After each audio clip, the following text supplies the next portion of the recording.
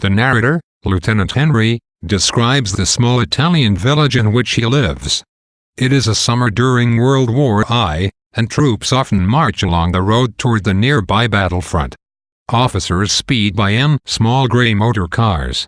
If one of these cars travels especially fast, Henry speculates, it is probably carrying the king, who makes trips out to assess the battle almost every day.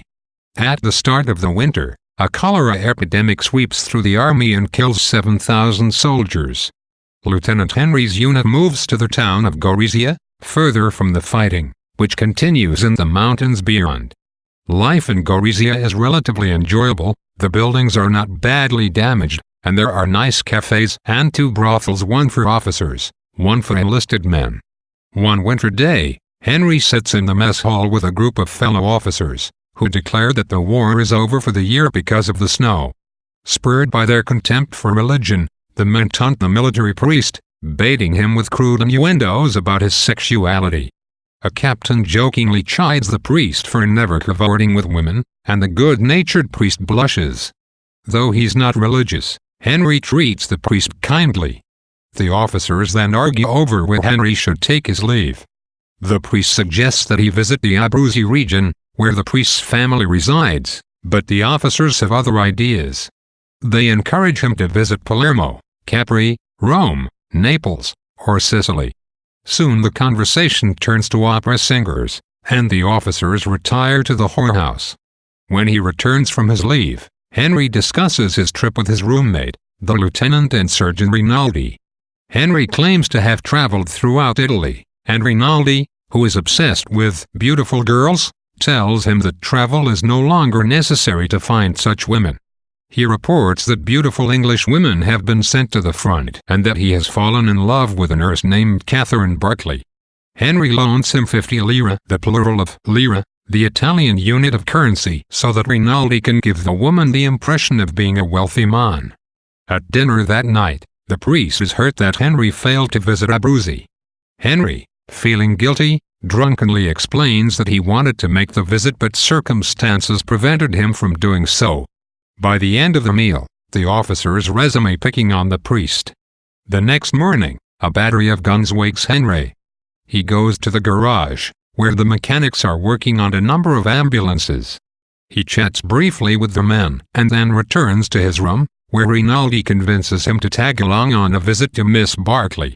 At the British hospital, Rinaldi spends his time talking with Helen Ferguson, another nurse, while Henry becomes acquainted with Catherine. Henry is immediately struck by her beauty, especially her long blonde hair. She carries a stick that resembles a toy riding crop. When Henry asks what it is, she confides that it belonged to her fiancé, who was killed in the Battle of the Somme. When she, in turn, asks if he has ever loved, Henry says no. On the way home, Rinaldi observes that Catherine prefers Henry to him. The next day, Henry calls on Catherine again. The head nurse expresses surprise that an American would want to join the Italian army. She tells him that Miss Barclay is on duty and unavailable to visitors until her shift ends at 7 o'clock that evening. Henry drives back along the trenches, investigating the road that, when completed, will allow for an offensive attack. After dinner, Henry returns to see Catherine. He finds her in the garden with Helen Ferguson. Helen soon excuses herself. After chatting about Catherine's job, Henry and Catherine agree to drop the war as a subject of conversation. Henry tries to put his arm around her. She resists but, in the end, lets him. When he moves to kiss her, however, she slaps him. Their little drama, Henry notes with amusement, has gotten them away from talk of the war. Catherine lets Henry kiss her and begins to cry, saying, "We're going to have a strange life." Henry returns home, where Rinaldi teases him about his romantic glow. Many critics maintain that Ernest Hemingway did more to change the tenor of 20th-century American fiction than any other writer.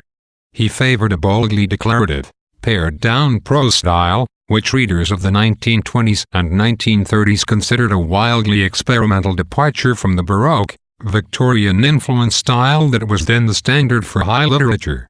The short first chapter, in which Frederick Henry describes his situation on the war front, is one of the most famous descriptive passages in American literature.